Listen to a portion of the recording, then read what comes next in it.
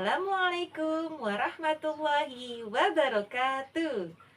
Apa kabar anak-anakku semua? Alhamdulillah, luar biasa. Tetap semangat. Allahu Akbar. Alhamdulillahirabbil alamin. Kita berjumpa lagi. Nah, kali ini Ibu akan menjelaskan tentang najis. Tapi sebelum Ibu menjelaskan materinya, yuk kita saksikan cerita seru berikut ini. Halo Azan, gimana kabarnya? Alhamdulillah, kabarku baik. Awas, ada kotoran burung. Ustadaku bilang, kalau kotoran burung itu najis. Najis itu dapat menghalangi kita untuk beribadah kepada Allah. Dari cuplikan tadi, Hana mengatakan bahwa kotoran burung itu najis. Nah, kira-kira anak-anak tahu tidak apa itu najis? Dan apabila sesuatu terkena najis, bagaimana sih cara mensucikannya? Untuk mengetahui itu semua, tetap simak video pembelajaran ini ya. Menurut bahasa, najis berasal dari bahasa Arab yang artinya kotoran. Sedangkan menurut istilah syara, najis adalah kotoran yang dapat menjadi penghalang seseorang untuk beribadah kepada Allah Subhanahu wa Ta'ala. Berdasarkan berat dan ringannya najis dibagi menjadi 3.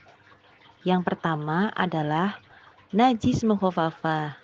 Najis ini adalah najis ringan. Yang kedua, najis mutawasitoh.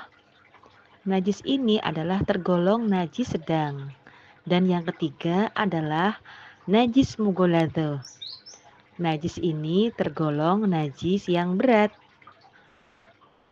Nah, untuk mengetahui apa itu najis mukhafafah, najis mutawasitoh, dan najis mughaladzoh, dan bagaimana cara mensucikannya?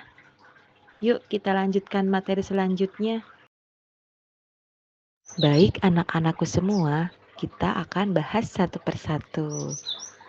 Yang pertama adalah najis mukhafafah atau najis ringan. Nah, apa saja sih yang termasuk najis ini? Dan apabila kita terkena najis ini, bagaimana cara mensucikannya? Yuk, simak terus videonya.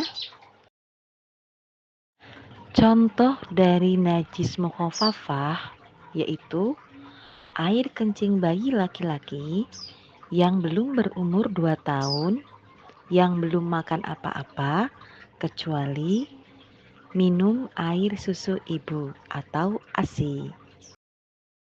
Cara mensucikan benda atau sesuatu yang terkena najis mukhafafah yaitu dengan cara memercikan air yang suci lagi mensucikan ke barang atau sesuatu yang terkena najis mukhafafah.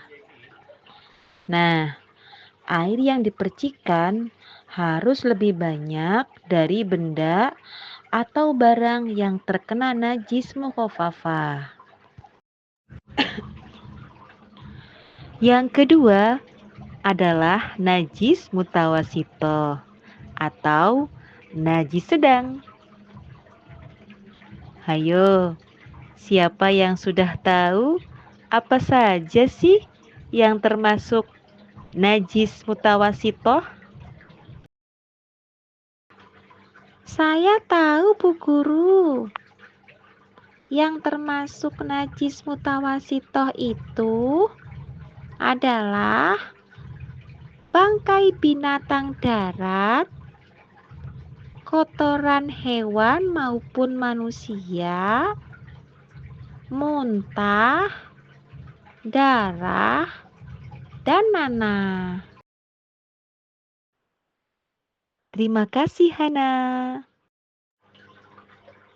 Najis mutawasitoh ini dibagi menjadi dua. Yang pertama, najis ainiyah. Dan yang kedua, najis hukmiyah. Nah, najis ainiyah ini adalah najis yang nampak wujudnya dan dapat diketahui melalui bau, warna, dan rasanya. Cara menghilangkan najis ainiyah dengan cara menghilangkan wujud atau warna, rasa, dan bau benda yang terkena najis. Baru kemudian disiram dengan air yang suci dan mensucikan. Najis hukmiyah. Najis hukmiyah yaitu najis yang tidak memiliki sifat-sifat najis, yaitu warna, rasa, dan bau. Cara menghilangkan najis hukmiyah dengan cara mengalirkan air suci dan mensucikan pada benda atau barang yang terkena najis. Dan perlu diingat, untuk menghilangkan najis ini, airlah yang mendatangi najis. Nah, yang terakhir adalah najis mughaladho. Najis ini tergolong najis berat. Siapa nih yang sudah tahu contoh dari najis mughaladho? Contoh dari najis mughaladho yaitu anjing dan babi, dan yang berasal dari keduanya. Misalnya, air liur anjing maupun kotoran babi. Cara mensucikan najis ini yaitu dengan cara menghilangkan seluruh sifat najisnya, kemudian membasuh atau mencuci benda atau sesuatu yang terkena najis dengan air sebanyak 7 kali dan salah satunya dicampur dengan tanah. Bagaimana video pembelajaran tadi? Sangat menarik, bukan? Dari pembelajaran tadi bisa diambil kesimpulan tentang najis. Secara bahasa, najis berarti kotoran. Secara istilah, najis yaitu kotoran yang dapat menghalangi seseorang untuk beribadah kepada Allah Subhanahu wa Ta'ala. Berdasarkan berat dan ringannya najis, najis dibagi menjadi 3. Yang pertama adalah najis mukhafafah, yaitu najis ringan. Yang kedua, najis mutawasitoh adalah najis sedang. Yang ketiga, najis mughaladho adalah najis yang berat.